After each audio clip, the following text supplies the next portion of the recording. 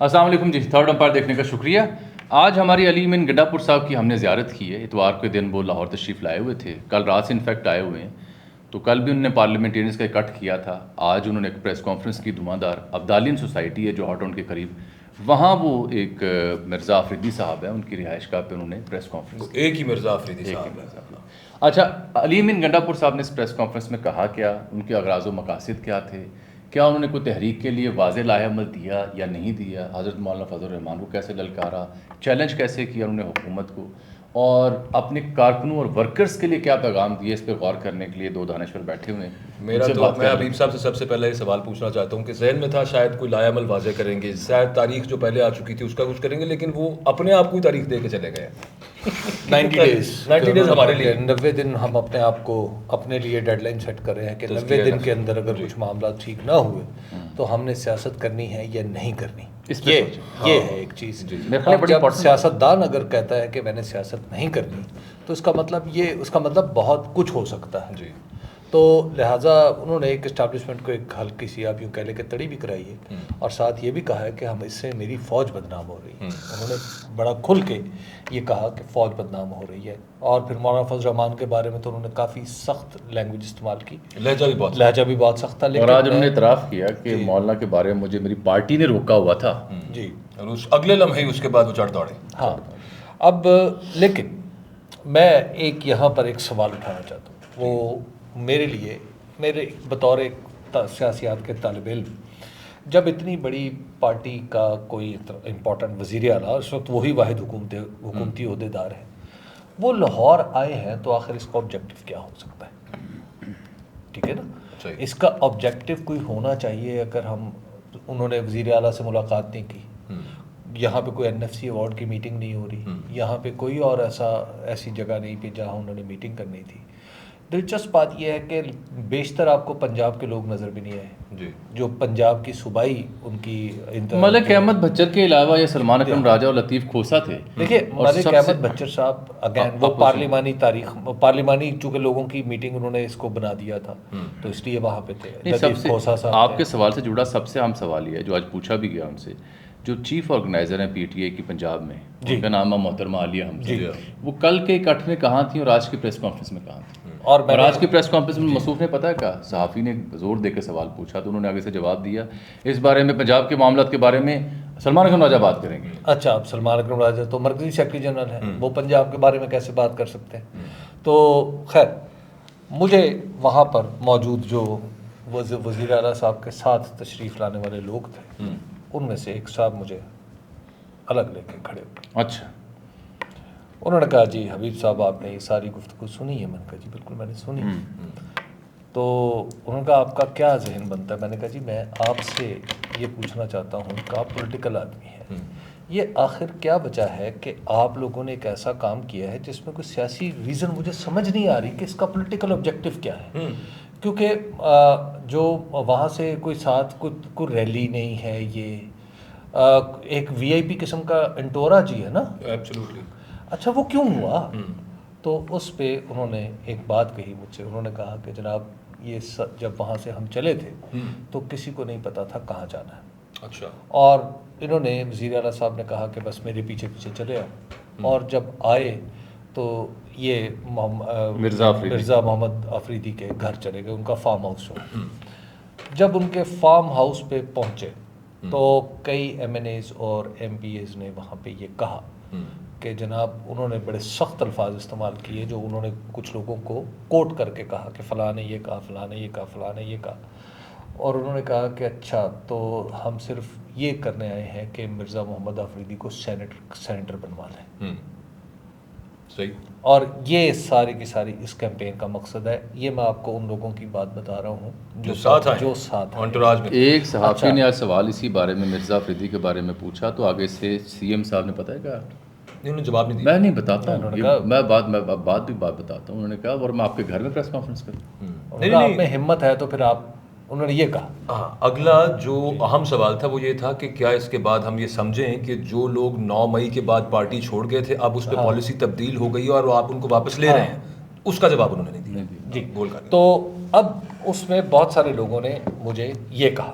پھر جب جیسے ہی میں وہاں سے باہر نکلا تو باہر نکل کے مجھے پاکستان تحریک انصاف کے کچھ لوگوں نے مزید اسی طرح کی باتیں کی. اچھا اب دیکھیے مرزا محمد آفریدی ان کے سینیٹر ہوتے ہیں پی ٹی آئی کے نہیں ہوتے، یہ تو پی ٹی آئی کا مسئلہ ہے، پی ٹی آئی جانے اور پی ٹی آئی کا کارکن جانے.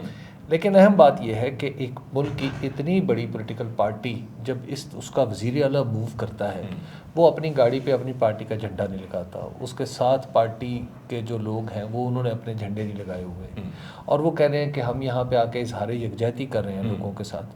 اور پنجاب میں عالیہ حمزہ ہیں، صنم جاوید ہیں، عباد فاروق ہیں، یہ ان لوگوں کو تو بلانا چاہیے تھا، وہاں پہ نظر آنا چاہیے تھا ان کو، لیکن یہاں پہ وہ لوگ نظر نہیں آئے.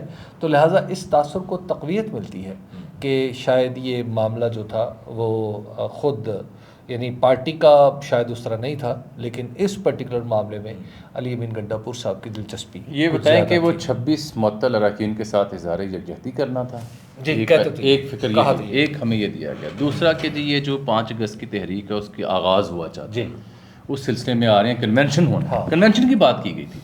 یہ دونوں چیزیں آپ کو دکھائی دی؟ میں تو بتا رہا ہوں اپنے آپ کو ٹائم ان کو دینا تھا، اپوزیشن کو، اپنی اپوزیشن کو اپنے آپ کو ٹائم دے کے چلے گئے. اور پھر آپ کو چلیے آپ آئے ہیں، آپ یہاں پہ مطلب آپ کسی ہوٹل میں کسی شادی ہال میں آپ اپنے کارکنوں سے ملتے ہیں، آپ اپنے لوگوں سے، چلیے آپ کیونکہ آپ حکومتی عہدیدار ہیں نا، حکومتی عہدیدار چاہے وہ ایک بھی ہو. آپ کو لاہور یا پنجاب کی جو پی ٹی اے کی قیادت ہے یا ذمہ دار ایم پی ایز ورکر تنظیمی عہدیدار وہ دکھائی دی؟ نہیں تھے ٹھیک، ادھر نہیں تھے، پریس کانفرنس پہ نہیں تھے. کل رات شاید ہوں، کل رات بھی وہاں پہ پارلیمنٹیرینز کے نام پہ جو بات کی گئی کہ صرف پارلیمنٹیرینز ہوں گے، وہاں نان پارلیمنٹیرینز بھی موجود. دیکھیں آپ سے مراد ہے پی ٹی آئی کا، میں ان سے اور بات کر رہا ہوں. اس کے بعد وہاں پہ قوالی بھی ہوئی. بالکل ہوئی ہے، اچھی بات. میں صرف اتنی بات پوچھنا چاہتا ہوں کہ پی ٹی آئی کا کلیم کیا ہے کہ ہم 180 سیٹیں جیتے ہیں فارم 45 کے مطابق. تو کیا عالیہ حمزہ فارم 45 پہ نہیں جیتی اور حمزہ شہباز کو 47 پہ نہیں جتوایا گیا؟ سلمان اکرم راجہ صاحب بھی سیٹ ہارے ہوئے ہیں. سلمان اکرم راجہ صاحب پارلیمانی پارٹی کے ممبر تو نہیں ہے، پھر وہ وہاں پہ موجود کیوں تھے؟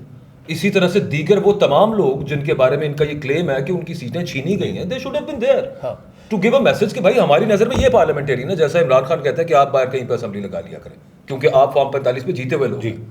تو اب مرزا محمد آفریدی صاحب کا نام وہ اگر سینیٹر کے لیے انہوں نے پیش کیا تو دیکھیے ہر پارٹی کی اپنی اپنی توجیحات اور ترجیحات ہوتی ہیں. ابھی صاحب ایک داد میں دوں گا، پی ٹی آئی اور باقی جماعتوں میں تھوڑا سا فرق ایک حوالے سے، ویسے تو بہت زیادہ ہے. وہ یہ ہے کہ اب جو سوشل میڈیا پہ جو پی ٹی آئی کا ورکر سپورٹر ایکٹیو ہے نا، اور جتنا اس کو سیاست کے حوالے سے علم ہو چکا ہے، مرزا آفریدی والا معاملہ چاہے پی ٹی آئی کر لے لیکن یہ ورکر ہضم نہیں کر رہا. اس کی وجہ یہ ہے کہ ورکر سپورٹر نے abruptly, bluntly, categorically social media کے اوپر سینیٹرز کے حوالے سے اور علی امین گنڈا پور صاحب کے کردار کے حوالے سے کھل کے بات کرنا شروع کر دی، جو کبھی نہیں ہوتی تھی. اور وہ بات کریں خرم ذیشان کی کہ خرم ذیشان کو عمران خان صاحب نے کہا تھا یا وہ نامینی تھے، ان کو ہٹا کے آپ انہیں بنا رہے ہیں. ورکر سپورٹر مشال یوسف زئی کے اوپر بھی سوال اٹھا رہا ہے. جی، تو یہ اب وہ جب سوال اٹھا رہے ہیں تو جواب علی امین نے دینا، ہم نے نہیں دینا. ہاں، لیکن اس میں ایک جو تھیورائز کرتے ہیں اس کو کچھ لوگ پی ٹی آئی کے اندر ہی، وہ یوں کرتے ہیں جیسے اگلے دن شاندانہ گلزار صاحبہ ہمارے سے بات کر رہی تھی تو وہ کہہ رہی تھی پہلے بات کروڑوں میں تھی، اربوں میں چلا گیا معاملہ. اربوں کے قریب جو آفر کی جا رہی ہے وہاں پہ ایم پی ایز کو to vote for against Pakistan Tehreek Insaf candidate. Mirza Afridi صاحب ہمیں پتا ہے کہ ایک کھرب پتی آدمی ہے، ارب پتی نہیں کھرب پتی آدمی. ماشاء اللہ. تو وہ ایک سنا تو جس لان میں ہم بیٹھے تھے وہ کھرب پتی لان ہے. کھرب پتی لان وہ بھی کوئی انیکسی تھی، اصل تو کھرب میں نہیں دیتا. اچھا خیر وہ کچھ نہ کچھ پارٹی فنڈ میں دیں جس کی وجہ سے تھوڑا سا یہاں پہ لوگوں کو پلیکیٹ کرنے پہ. دس از جسٹ این آرگومنٹ. اچھا ہے، دیکھیں نا جی، ہر جماعت ہو سکتا ہے ایسا، دیکھیے ہر جماعت کو نا سرمایہ دار چاہیے ہوتا ہے، لیکن بالکل چاہیے ہوتے ہیں. آپ دیکھیں نا حضرت مولانا فضل الرحمان کے ہاں ابھی ریسنٹلی میں سن رہا تھا، خیر یہ بات اس سے جڑی نہیں جو میں پہلے کر رہا ہوں، ان کے ہاں بھی تاجی کھوکر صاحب ان کمپنی شاید گئے ہیں، ان کی جماعت میں شامل ہو گئے ہیں. اسی طرح سے امیر مقام صاحب وہاں کوششیں کر رہے ہیں، کچھ طاقتور لوگ جو کھربوں والے ہیں ان کو لے کے آئیں. اور یہ اس سے پہلے کہ علی امین گنڈا پور صاحب مرزا آفریدی والا کارڈ کھیلتے، اپوزیشن جماعتیں خورشید شاہ، نون لیگ، پیپلز پارٹی مل بیٹھے آج کی تاریخ میں. سینیٹرز اپنے منتخب کیسے کروانے گیم لگ گئی ہوئی ہے. دیکھیے پیسے تو چاہیے ہوتے ہیں. مرزا آفریدی کا مسئلہ نہیں، میں کہوں گا ان کے پاس ایک جسٹیفیکیشن ہے اس اعتبار سے کہ ایک ویسے پیسوں کی کمی اور دوسرا جو آفر کی جا رہی ہے ہماری پارٹی میں لوگوں کو اس کو کاؤنٹر کرنے کے لیے. بٹ یہ جو ٹائم انہوں نے خود بائی کیا، میں آپ دونوں سے یہ سوال رکھتا ہوں ایسے محسوس ہوا ہے جیسے ایک دفعہ پھر ان کی خواہش اندر سے یہ ہے کہ جب میں ایک دفعہ پہلے میں پہنچ گیا تھا مذاکرات میں کسی نتیجے کے قریب، کسی بریک تھرو کے قریب، تو اس دفعہ پھر شاید وہ کوشش کر رہے ہیں، کیونکہ کہا تو انہوں نے پھر اسٹیبلشمنٹ کو ہی ہے نا. وہ جب انہوں نے جملہ اور سوال ادا کیا تو صحافی نے پوچھا کہ یہ 90 دن کی ڈیڈ لائن کس کے لیے، تو انہوں نے کہا ہمارے لیے. ہاں کہ ہم کوشش کریں گے، ہم کوشش کریں گے. پھر انہوں نے بات کی اس سے پہلے اس کی وجہ یہ ہے کہ جو پی ٹی آئی کی قیادت کے اوپر جو کچھ سوالات اٹھ رہے ہیں وہ کیوں ہیں، تو بار بار اٹھ رہے ہیں نا. جی تو اب جب سوالات اٹھ رہے ہیں تو ان کو خود بھی تو کہیں نہ کہیں تو رکنا پڑے گا نا. ٹھیک بات ہے. اور سب سے زیادہ سوالات تو ان کی تحریک پہ اٹھے تھے علی امین گنڈا پور صاحب کی، کہ جناب یہ 2 دفعہ گئے اور دونوں دفعہ ایک ہی طریقے سے دونوں دفعہ غائب ہو گئے. اچھا، آج بھی انہوں نے انس گوندل کے سوالوں کے اوپر کنٹیسٹ کیا کہ ڈی چوک پہ آخری بندہ میں تھا، اور انس گوندل صاحب نے کہا نہیں آپ آخری بندے نہیں تھے، ہم بھی وہی موجود تھے، ہم تینوں وہاں موجود تھے. کہ اس نے کہا کہ آپ نہیں تھے، آپ 11 ضلع پار کر کے کہیں پرفضا مقام پر تھے. وہ سنجانی والے ٹائم، وہ پہلے 26 نومبر تھا نا، اس پہ ان کا یہ کہنا نا کہ بشرا بی بی کو میں وہاں سے لے کے گیا، یہ بات ٹھیک ہے اپنی جگہ پہ، لیکن ادھر کارکنوں کو گولیاں لگی. اس دن بھی علی امین گنڈا پور صاحب was not the last man. He was not the last man. اچھا جی، جو تحریک پہ آ جائیں نا، نہیں تحریک پہ اس لیے آ جائیں اچھا چلیں کہ تحریک کا نقطۂ آغاز کیا ہوگا، اس کا نقطۂ انجام کیا ہوگا، تحریک کب شروع ہوگی، اس کے حوالے سے انہوں نے ایک بڑی ویگ اسٹیٹمنٹ دی کہ یہ ہر گلی، ہر محلے، ہر شہر میں تحریک ہوگی، اور پھر اس کا مقام کیا ہوگا، اس کی اونچائی کا، یہ ہم بعد میں طے کریں. شکر ہے انہوں نے یہ نہیں کہہ دیا یہ ہر دل میں ہوگی، گھر میں بیٹھ کے دل میں تحریک کر لیا کریں. یہ بھی کہہ سکتے. تو تحریک کا آپ کو پتہ چل گیا، یہ پاکستان تحریک انصاف کا بہت بڑا امتحان ہے یہ تحریک جس طریقے سے یہ چلنی ہے. اور سر ویسے آج تک علی امین صاحب نے جب اپنی پریس ٹاک شروع کی تو انہوں نے یہاں سے شروع کی کہ ہمارے لیڈر نے ہمیشہ تحریکیں چلائیں اور کامیاب چلائیں، اور اس میں کوئی شک نہیں ہم نے دیکھا ہے. یہ پالیٹکس جو ہے ایگریشن والی عمران خان صاحب نے کی. مجھے لگتا ہے ان سے کسی نے سیکھا ہی نہیں ہے کہ یہ کرنا کیسے ہے، ایک ایونٹ کیسے بنانا ہے، جس طرح خان صاحب بنا لیا کرتے تھے، ایک معاملہ کھڑا کر لیا کرتے تھے. یہ یہاں پہ اس طرح کا آئی تھنک اس میں آپ کو دیر از نو کمپیریزن بٹوین عمران خان صاحب and Ali Amin Gandapur صاحب، obviously but there are other people also. پھر یہ بات ہے کہ ایک سوال پوچھا صحافی نے مولانا فضل الرحمان کے حوالے سے، and Maulana Fazl ur Rehman actually got under his skin, کہ ایک ہی لہجے میں انہوں نے یہ فرمایا کہ مجھے میری پارٹی کے لوگ روکتے ہیں ان کے بارے میں بات کرنے، اور اس کے بعد تھے یعنی ابھی بھی روک ہی رہے نا، اس کے بعد انہوں نے تو تڑاخ پہ آ کے وہ چھاڑ شروع کر دی. یہ مجھے کچھ تھوڑا ایسے لگا کہ جیسے مولانا صاحب ایک تو ان کی اسکن کے نیچے گھس چکے ہیں، کے پی حکومت کو کچھ سیریس خطرہ آگے ہو سکتا ہے، اور اب اس طرح کی اونچی تڑیاں لگانے کے علاوہ علی امین کو میرا خیال اور کچھ آپشن نظر نہیں آیا. یہ جو انہوں نے دیا یہ پولیٹیکل آپشن ہونا نہیں ہے نا کہ میرا بھائی فیصل امین وہاں سے استعفیٰ دے دے گا. میرا سوال ہے، آپ دونوں سوال ہے، آپ کے خیال میں کہ 90 روز کے بعد تحریک کسی منطقی انجام پر نہیں پہنچتی اور بالفرض رہائی خان صاحب کی نہیں کروا پاتے علی امین گنڈا پور صاحب، جو انہوں نے ایک ٹائم بائی کیا، تو جو آج انہوں نے بات کی اسی روشنی میں میرا سوال ہے کہ آپ کو لگتا ہے کہ اس کے بعد علی امین گنڈا صاحب کہیں گے کہ جناب میں نے اپنی کوشش کر کے دیکھ لی اور میں نے جیسے کہا تھا کہ میں سیاست چھوڑ دوں گا، تو یہ رہی کرسی؟ نہیں، سیاست تو انہوں نے اس طرح نہیں چھوڑی، انہوں نے کہا تھا کہ پھر ہم سوچیں گے کہ سیاست کرنی ہے. میرا سوال ہے کیا وہ سوچیں گے؟ پھر دیکھیے سوچنا تو پڑے گا. وہ علی امین گنڈا پور صاحب کی جو بہت ساری آج کی گفتگو ہے وہ دراصل سوچ بچار کا ہی نتیجہ ہے. اچھا دیکھیے ایک بات علی امین کی پولیٹیکل سمجھیں، علی امین کے مقابلے پر ایک جو مولانا فضل الرحمان ہیں، وہ ان کا کلیم ایک ہلکا نہیں، ان کا کلیم پورا صوبہ ہے مولانا فضل الرحمان کا. ٹھیک ہے نا. تو باقی جتنے بھی لوگ ہیں، جتنے بھی پاکستان تحریک انصاف کے جیت کے آتے ہیں، ان کے اوپر ان کا مقابلہ اس طرح کسی بڑی شخصیت سے نہیں ہوتا. یہ ٹھیک ہے بات، ٹھیک ہے نا. یہ پورے کے پی میں صحیح پوچھیں تو صرف مولانا فضل الرحمان ایک ایسی شخصیت ہے جو کے پی سے ایسوسیٹ کیے جاتے ہیں اور ان کا مقابلہ ان سے ہوتا ہے. تو لہٰذا ایک ان دونوں کے درمیان تلخی جو ہے وہ سمجھ آنے والی چیز ہے. آگے آ جائیے. دوسرا ہے کہ جیسے ہی تحریک کا ذکر آیا، وہ آپ نے ایک ویڈیو بھی دکھائی تھی جس میں ایک بیچارہ جھولے لیتا ہوا ڈر رہا ہے کہ اچھا پھر تحریک کا جی، تو وہ جو تحریک کا ٹائم ہے وہ علی امین کے لیے پریشان کون ہے، کیونکہ علی امین صاحب نے ماضی میں جو دونوں تحریک چلائیں ان کا انجام اچھا نہیں ہوا. جی ٹھیک بات ہے. آپ نے نیویگیٹ بھی کرنا ہوتا ہے. تحریک خالی ٹرک پہ چڑھ کے لیڈ کرنے کا نام نہیں ہے، آپ نے اس کو نیویگیٹ بھی کرنا ہوتا ہے. آپ کو پتا ہونا چاہیے کہاں نکالنا ہے اس کی. علی امین نے کہیں رائن گریم کی سٹوری تو نہیں پڑھی ہوئی اور اس پہ کوئی تکیہ کر کے بیٹھ گیا just in case maybe. لیکن میرا خیال ہے علی امین جس پورٹ فولیو پہ ہیں وہ ایسی سٹوری پہ تکیہ کر کے فیوچرسٹک نہیں ہوں گے. علی امین صاحب کو ایک ریسیپی ان کے ہاتھ آئی ہوئی ہے, وہ ریسیپی انہیں کئی حوالوں سے ان کے لیے کامیاب ہے. وہ کیا؟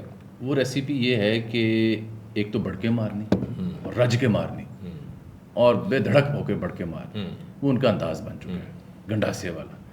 تو اس ریسیپی کے ساتھ جو دوسری ریسیپی ہے وہ ہے باقی جب حکومت کے معاملات کو ڈیل کرتے ہیں تو وہاں وہ ضمانت ہے سسٹم کی, اور سسٹم ان کی ضمانت ہے. یہی وجہ ہے کہ ان کی تلخ ترین بات بھی جو ہے اس کا برا نہیں محسوس کیا جاتا. آج انہوں نے خواجہ آصف والی کہانی بھی سنا دی, جو خواجہ آصف نے کہا تھا کہ مکھن لگایا انہوں نے.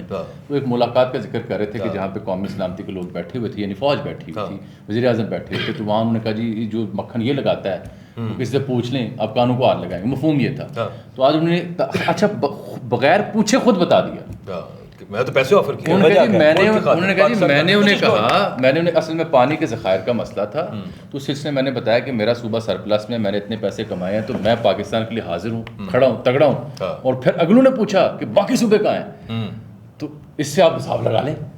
ٹھیک, اس کے اوپر وہ ثاقب بشیر صاحب نے بڑا اچھا جملہ لکھا ہے, میں نے وہ ٹویٹ کیا. انہوں نے کہا اس سے آپ حساب لگا لیں کہ اس نے کتنا مکھن لگایا. چلیے جی, یہ پی ٹی آئی کے جو ورکر سپورٹرز ہیں بالخصوص ان کا کام ہے, اور وہ بخوبی یہ کام انجام دے رہے ہیں, in like other political parties کے جو ڈمپ ہو کے بیٹھ جاتے ہیں. عالیہ حمزہ صاحبہ نظر آتی ہیں, پنجاب کی قیادت نظر آتی تو کوئی سیاست کا روپ چڑھتا, کوئی تحریک کا رنگ نظر آتا, لیکن ایسا نہیں ہے. بہتر جانتے علی امین گنڈا پور صاحب کہ انہوں نے اب کیسے اس تحریک کو آگے لے کے چلیں, لیکن اگر انداز یہی رہا جو آج تھا تو پھر تجھے نہ ہی سمجھو. اللہ حافظ.